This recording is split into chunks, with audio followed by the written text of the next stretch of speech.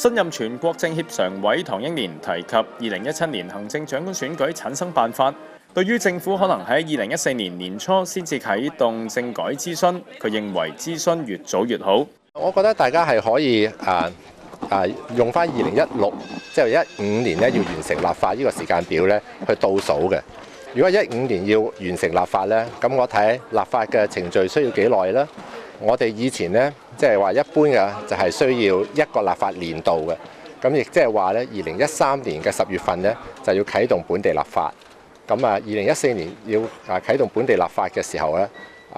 要行完呢個5部曲咧，我相信咧時間上咧的而且確係比較緊迫㗎啦開始。佢又被問到點睇選舉委員會可能預選特首參選人，先至俾市民一人一票普選，可能令到更加多人參加今年嘅7·1遊行，甚至乎佔領中環。我自己同中央政府嘅主觀意願都係一樣，我哋都係好希望社會各界包括建制派裏邊不同立場嘅人士啦，同埋泛民，大家都能夠共同努力，為我哋嘅2016同埋17兩個選舉嘅方法係可以邁進一步，同時咧係可以建立到一人一票嘅真普選。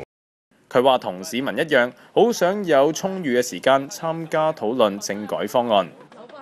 唐英年話：中央希望市民多啲交流唔同嘅意見，提出批評，令到政府嘅工作做得更加好。香港寬頻電視記者何容生喺北京報導。